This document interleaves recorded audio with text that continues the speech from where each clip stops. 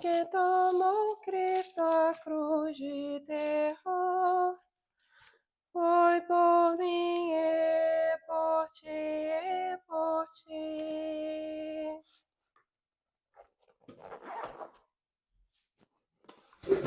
Quem aí participa de um monte de ministério dentro das igrejas? Hoje eu cheguei aqui cantando, vou até aproveitar no vídeo a canção uma das canções do coral da igreja, do coro. A minha igreja ainda é bem tradicional, a gente ainda tem um coral. E é uma bênção, né? Poder participar. E por mais cansativo fisicamente que seja, o fardo continua leve, como nós estudamos, né? Bom, hoje nós estamos entrando no capítulo 13 de Mateus, e a pergunta que sempre vem ao meu coração quando eu leio este capítulo é: Jesus queria castigar aquelas multidões, escondendo delas a verdade através das parábolas? Por que falar em parábolas se a maioria não ia entender? Nós vamos entender isso hoje. Qual era o propósito de Cristo em falar por parábolas? E vamos conhecer algumas das principais parábolas de Jesus. Eu vou fazer a leitura, depois a gente vai lendo a explicação dessa Bíblia, que é uma Bíblia de estudo esquematizada. Depois eu faço as minhas anotações com as minhas próprias palavras para a gente fechar com um resumão. Então vamos lá. A parábola do semeador. Naquele mesmo dia, saindo Jesus de casa, assentou-se à beira-mar, e grandes multidões se reuniram perto dele, de modo que entrou num barco e se assentou, e toda a multidão estava em pé na praia.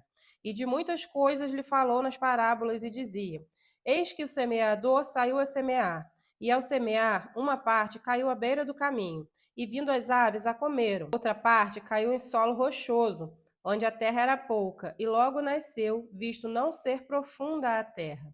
Saindo, porém, o sol a queimou, e porque não tinha raiz, secou-se. Outra caiu entre os espinhos, e os espinhos cresceram e a sufocaram. Outra, enfim, caiu em boa terra e deu fruto, a 100, a 70 e a 30 por um. Quem tem ouvidos para ouvir, ouça. Explicação da parábola. Então se aproximaram os discípulos e lhe perguntaram: Por que lhes fala por parábolas? Ao que respondeu: Porque a vós outros é dado conhecer os mistérios do reino dos céus, mas àqueles não lhes é isso concedido. Pois ao que tem se lhe dará, e terá em abundância, mas ao que não tem, até o que tem lhe será tirado. Por isso lhes falo por parábolas, porque vendo não veem e ouvindo não ouvem, nem entendem. De sorte que neles se cumpre a profecia de Isaías: Ouvireis com os ouvidos e de nenhum modo entendereis. Vereis com os olhos e de nenhum modo percebereis. Porque o coração deste povo está endurecido. De mau grado ouviram com os ouvidos e fecharam os olhos, para não suceder que vejam com os olhos, ouçam com os ouvidos, entendam com o coração e se convertam e sejam por mim curados. Eu vou marcar esse versículo. Bem-aventurados, porém, os olhos porque veem e os vossos ouvidos porque ouvem. Pois, em verdade vos digo que muitos profetas e justos desejaram ver o que vedes e não viram, e ouvir o que ouvis e não ouviram. Atendei vós, pois, a parábola do semeador. A todos os que ouvem a parábola do reino e não a compreendem, vem o maligno e arrebata o que lhes foi semeado no coração. Este é o que foi semeado à beira do caminho. O que foi semeado em solo rochoso, esse é o que ouve a palavra e a recebe logo com alegria, mas não tem raiz em si mesmo, sendo antes de pouca duração. Em lhe chegando a angústia ou perseguição por causa da palavra, logo se escandaliza. O que foi semeado entre os espinhos é o que ouve a palavra, porém os ouvidos do mundo e a fascinação das riquezas sufocam a palavra e fica infrutífera. Mas o que foi semeado em boa terra é o que ouve a palavra e a compreende. Este frutifica e produz a 100, a 70 e a 30 por um. Vou ver a explicação que essa Bíblia traz até aqui. Ele faz uma introdução ao capítulo completo aqui e depois explica as partes. Esse capítulo apresenta diversas parábolas ou breves ilustrações a respeito da natureza do reino.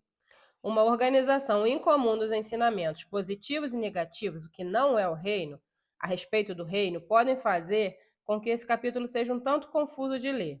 Talvez seja útil ler os versículos do que é positivo e então do que é negativo. Aí ele descreve aqui quais são os versículos positivos. Vou dizer para vocês, se vocês quiserem fazer essa leitura depois, eu aqui no vídeo não vai dar tempo, né? Ele diz para a gente ler primeiro o que é o reino. Versículo 3, versículo 9. Sabe o que eu vou fazer? Eu vou marcar com cores diferentes na minha Bíblia. E depois eu volto para fazer essa leitura mais aprofundada. Gente, esses marcadores vende na internet alguns parecidos. Esse aqui eu não sei se é exatamente igual, mas eu coloquei uns bem parecidos, que são marcadores que não mancha a folha atrás. Quem quiser tem na descrição do vídeo os links.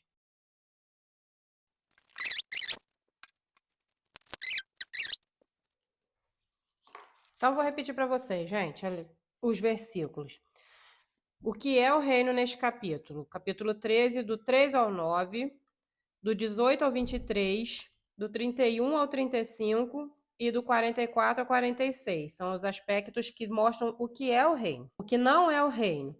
Capítulo 13, do 10 ao 17, do 24 ao 30, do 36 ao 43 e do 45 ao 50. Segundo essa Bíblia, fazendo a leitura assim, vai ser mais simples de compreender a estrutura do texto. Então, vou agora à explicação que ele dá para o primeiro trecho que a gente já leu. Jesus citou Isaías 6, do 9 ao 10, para explicar a sua forma de ensino. Ele não estava dizendo que ensinava por parábolas para que as pessoas não compreendessem. Ele estava se referindo ao que Deus havia dito a Isaías no começo do ministério dele. Apesar do fato de Isaías ter a palavra de Deus, as pessoas não iriam ouvir nem compreender. O mesmo era verdade com respeito ao ministério de Jesus. Então, Jesus ele não pretendia que as pessoas não entendessem com as parábolas. As parábolas era como se fosse uma historinha ilustrada. Para quem já tinha um coração predisposto a compreender, um coração aberto a receber aquele ensino, aquela historinha faria sentido, clarearia muito mais a mente dele, ele enxergaria com muita clareza tudo que Jesus vinha ensinando até então.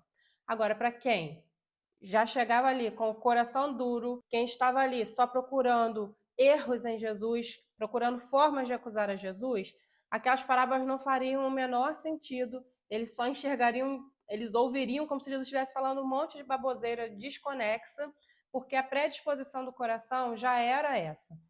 E aí esse versículo que eu marquei aqui, ó, o 15, porque o coração deste povo está endurecido, de mau grado ouvem, ou seja, eles já ouvem não querendo ouvir. É assim com a gente, né? Quando alguém está falando, a gente hoje tem essa polarização política no Brasil, então às vezes mesmo quem é de uma opinião contrária à nossa, que está explicando alguma coisa, a gente costuma ouvir com o coração já fechado, porque a gente já rejeita, antes que a pessoa abrir a boca, a gente já está rejeitando a mensagem que ela está trazendo.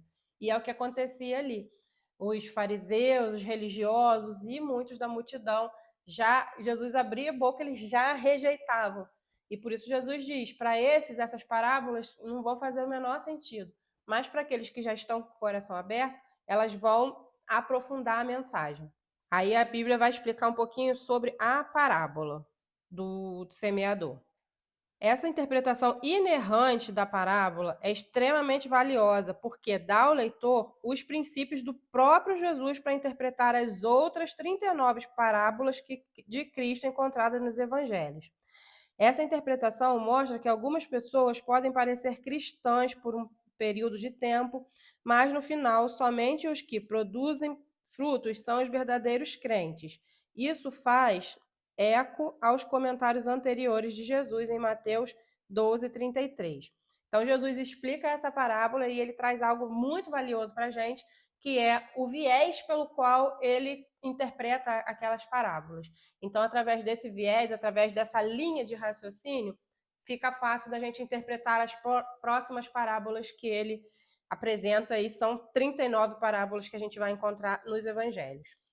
Então vamos lá. Parábola do joio, versículo 24. Outra parábola lhes propôs, dizendo: o reino dos céus é semelhante a um homem que semeou boa semente no seu campo. Mas, enquanto os homens dormiam, veio o inimigo dele, semeou o joio no meio do trigo e retirou-se. E quando a erva cresceu e produziu fruto, apareceu também o joio. Então, vindo os servos do dono da casa, lhe disseram: Senhor, não semeaste boa semente no teu campo? De onde vem, pois, o joio? Ele, porém, lhes respondeu: Um inimigo fez isso. Mas os servos lhe perguntaram: Queres que vamos e arranquemos o joio? Não, replicou ele, para que, ao separar o joio, não arranqueis também com ele o trigo. Deixai-o crescer junto até a colheita, e no tempo da colheita direis ao ceifeiro: Ajuntai primeiro o joio, atai em feixes para ser queimado, mas o trigo recolhei-o no meu celeiro. Aí vamos ler a explicação que essa Bíblia dá aqui. Ela fez até um comentário antes aqui que eu pulei, vou ler também. Batalha espiritual, que foi o que eu pensei no começo dessa parábola do joio. O ladrão dos sermões, Satanás, o assassino enganador do mundo, não é um estranho para a igreja. Jesus deixou claro que Satanás é o raptor de sermões, roubando o impacto e o significado da palavra pregada de Deus para longe do coração daqueles que o ouviram.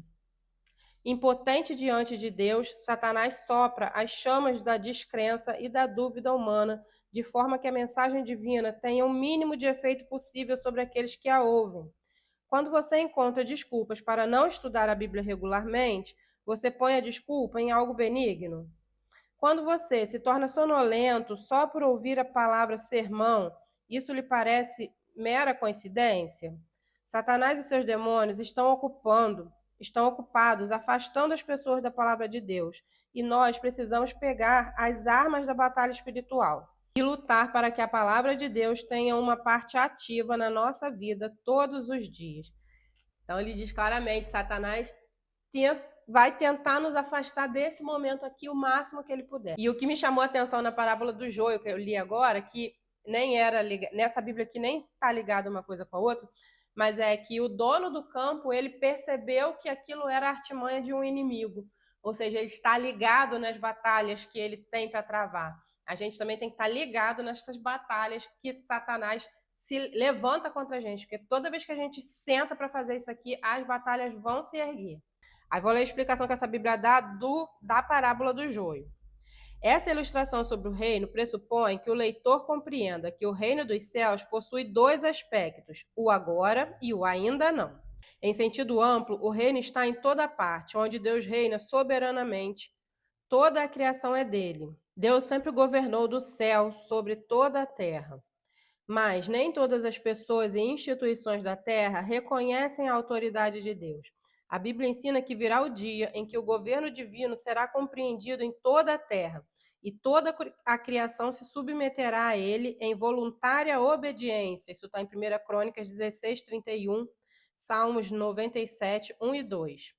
O começo do ministério de Cristo marcou o começo do fim de toda rebelião contra Deus. Mateus 3, 2. Nessas parábolas, Jesus deixa claro que o bem e o mal irão coexistir nesse estágio final do reino, até um dia de julgamento final. Ou seja, o reino foi semeado, as sementes foram lançadas pelos profetas, por quem veio antes de Cristo. É como se ali a lavoura estivesse sendo plantada. E agora que começa a crescer, que é a partir de Cristo, começa a crescer o reino, Jesus começa a implementar os ensinamentos, jogando ali o adubo para que o reino cresça, aparecem também aqueles que estão misturados. Mas vai chegar um tempo em que essa colheita vai ser arrancada e separada. Vamos continuar então. A parábola do grão de mostarda, versículo 31. Outra parábola lhes propôs, dizendo: O reino dos céus é semelhante a um grão de mostarda que um homem tomou e plantou no seu campo, o qual é, na verdade, a menor de todas as sementes, e crescida é maior do que as hortaliças e se faz árvore, de modo que as aves do céu vêm aninhar-se nos seus ramos. E aí a Bíblia explica. Jesus não estava fazendo uma afirmação científica a respeito do tamanho da semente da mostarda, comparada a todas as outras sementes que podem ser conhecidas em todo o mundo, ou em todas as épocas. Ele estava usando o que era familiar para os seus ouvintes. Para eles, a semente da mostarda era a menor das sementes comuns. O tamanho pequeno indicava que o governo manifesto de Deus começa de uma forma pequena, quase imperceptível, mas então se tornava mas então se tornava poderoso e claramente visível. Então, às vezes, as pessoas falam, mas o grão de mostarda não é a menor semente que existe. Mas o que Jesus estava querendo mostrar é que ali, segundo pelas sementes que eles tinham costume de ver, o público que ele estava assistindo, aquela era menor entre as sementes que eles tinham costume de manusear. Acredito que a Bíblia também tem essa explicação, porque muitas vezes as pessoas querem desacreditar os ensinos de Jesus, os ensinos da Bíblia, por interpretar mal esse tipo de passagem. Jesus não estava querendo dizer que no mundo inteiro, cientificamente, ela é a menor. Não interessa. O que ele queria dizer é que do que eles conheciam, ele queria trazer elementos que eles conheciam ali. Esse é o fundamento da parábola. E ele queria dizer que o governo de Deus começa nas coisas pequenas, ia começar pequenininho e ia se tornar muito maior do que todas as outras coisas. Às vezes a gente tem essa sensação de que o cristianismo, de que a mensagem nossa ela está sendo sufocada pelas outras hortaliças que estão crescendo, outros ensinamentos, mas ele diz que ela vai crescer e se tornar maior do que todos esses outros ensinamentos. A parábola do fermento, versículo 33. Disse-lhe outra parábola: o reino dos céus é semelhante ao fermento que uma mulher tomou e escondeu em 3 medidas de farinha até ficar tudo levedado. Então tem o mesmo ensinamento do grão de mostarda. Começa pequeno, mas vai tomando conta, vai crescendo, se expandindo. A explicação da parábola do joio. 36. Então, despedindo as multidões, foi Jesus para casa, e chegando-se a eles, os seus discípulos lhe disseram: explica-nos a parábola do joio do campo. E ele respondeu: o que semeia a boa semente é o filho do homem. O campo, ou seja, ele mesmo. O campo é o mundo, a boa semente são os filhos do reino, o joio são os filhos do maligno. O inimigo que o semeou é o diabo. A ceifa é a consumação do século, e os ceifeiros são os anjos. Pois, assim como o joio é colhido e lançado ao fogo, assim será na consumação do século. Mandará o Filho do Homem seus anjos, que ajuntarão do seu reino todos os escândalos e os que praticam a iniquidade. E os lançarão na fornalha acesa. Ali haverá choro e ranger de dentes. Então os justos resplandecerão como o sol no reino de seu Pai. Quem tem ouvidos para ouvir, ouça. E aí essa explicação já está tão clara que não tem mais o que a gente explicar, né? A parábola do tesouro escondido, versículo 44. O reino de Deus é semelhante a um tesouro oculto no campo, o qual certo homem, tendo-o achado, escondeu. E, transbordante de alegria, vai, vende tudo o que tem e compra aquele campo. Aí a Bíblia tem uma explicação do versículo 44, que diz assim: a alegria do nosso maior tesouro. O que motiva um seguidor de Jesus na vida de discipulado? Responsabilidade, obrigação? Apesar de essas coisas possam ocasionalmente agitar o coração, essa parábola revela o que deve ser o centro da motivação: amor apaixonado. Quando descobrimos o tesouro que podem ser encontrados quando servimos o reino de Deus, tudo mais se torna pequeno em comparação. A busca pelos ideais do reino de Deus não é uma questão de o que devo fazer, tanto quanto de o que eu desejo fazer. Porque o amor apaixonado se torna o fundamento de tudo que dizemos e fazemos. 1 Coríntios 13, 1 ao 3. A vida cristã é uma deliciosa descoberta de quem nos ama e de como o nosso Deus amoroso quer que seja o nosso viver e agir. Assegure-se de que a santa paixão por Deus e por aqueles que estão ao seu redor seja a motivação central para tudo o que você faz. Então, esse homem ele encontra um campo que tem um tesouro escondido naquele campo. Ele sai, vende tudo que tem para comprar aquele campo, ou seja, ele se desprende de todas as outras coisas, nada tem mais importância do que o tesouro que ele encontrou naquele campo. E o que Jesus quer dizer é que o reino de Deus deve ser assim para a gente. A gente deve se despir, largar de qualquer outra coisa, nosso amor, nossa paixão pelo reino deve ser maior do que qualquer outra coisa. A parábola da pérola, versículo 45. O reino dos céus é também semelhante a um que negocia e procura boas pérolas. E tendo achado uma pérola de grande valor, vende tudo o que possui e a compra. Tem o mesmo princípio, né, da parábola anterior. A parábola da rede. O reino de Deus é semelhante a uma rede que, lançada ao mar, recolhe peixes de todas as espécies. E quando já está cheia, os pescadores arrastam-na para a praia e, assentados, escolhem os bons para os cestos e os ruins deitam fora. Assim será na consumação dos séculos. Sairão os anjos e separarão os maus dentre os justos, e os lançarão na fornalha acesa. Ali haverá choro e ranger de dentes. Então, o reino de Deus não aceita os maus, não há lugar para os maus. Esses serão lançados na fornalha acesa. Coisas novas e velhas. Entendeste todas essas coisas? Responderam-lhe, sim. Então lhes disse, por isso todo escriba versado no reino dos céus é semelhante a um pai de família, que tira do seu depósito coisas boas e coisas velhas. Ou seja, ele encontra valor nas coisas antigas e nas coisas novas. Ele consegue juntar os dois ensinamentos de forma coesa. Jesus prega em Nazaré, é rejeitado pelos seus, versículo 53. Tendo Jesus proferido essas parábolas, retirou-se dali, e chegando à sua terra, ensinava-os na sinagoga, de tal sorte que se maravilhavam e diziam, de onde lhe vem esta sabedoria e estes poderes miraculosos? Não é esse o filho do carpinteiro? Não se chama sua mãe Maria e seus irmãos Tiago, José, Simão e Judas? Não vivem entre nós todas as suas irmãs? De onde lhe vem, pois, tudo isso? E escandalizavam-se nele. Jesus, porém, lhes disse, não há profeta sem honra, senão na sua terra e na sua casa. E não fez ali muitos milagres por causa da incredulidade deles. Tem uma explicação nessa Bíblia. Como observado anteriormente, Jesus provavelmente tinha meios irmãos. Aqui, a multidão demonstra que seu pai havia sido um carpinteiro bem conhecido em Nazaré, que sua família era bem conhecida e que suas irmãs, bem como sua mãe e irmãos, continuavam a morar lá. Então, só uma explicaçãozinha de contexto, e é aquela história do santo de casa não faz milagre, né? Exatamente, Jesus dentro da casa dele não conseguiu fazer muitos milagres, porque quanto mais intimidade você tem com aquela pessoa, mais difícil é da pessoa entender a sua mensagem, da pessoa dar crédito à sua mensagem. Ela acha que você não tem capacidade. A gente tem essa mania de dar ouvido aos que são de fora e não dar ouvido aos que são de dentro. Que a gente trabalhe isso no nosso coração, porque muitas vezes a sabedoria está aqui nos ensinando ao nosso lado e a gente não está compreendendo, não está dando valor ao ensinamento que estamos recebendo ali tão graciosamente, que a gente poderia receber muito mais pela intimidade que temos e a gente não recebe, né? E é isso, gente. Eu vou fazer a anotação, então.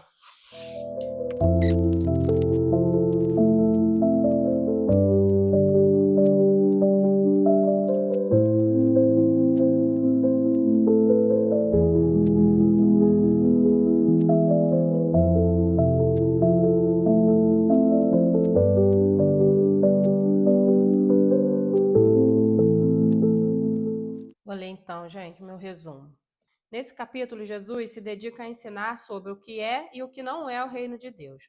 O reino é aberto para todos os que ouvem e recebem a semente, e esses multiplicam, esses multiplicam o que receberam. Mas o reino não está aberto, ou seja, rejeita aqueles que não querem ouvir e receber a mensagem.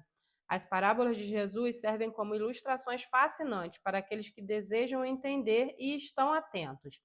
Esse recurso é tão bom que nós, líderes de crianças, nos utilizamos das histórias para facilitar o entendimento das crianças. Por que então a maioria não entendia? Porque estavam desatentas e desinteressadas na mensagem. Que nossos olhos e ouvidos estejam abertos para as palavras de Cristo. É essa, então, a mensagem de hoje central que nós recebemos nesse capítulo. Eu vou ficando por aqui. Espero que tenham um excelente dia na presença do Senhor. Vamos às nossas orações, porque é nesse momento que o nosso relacionamento com Deus se fortalece.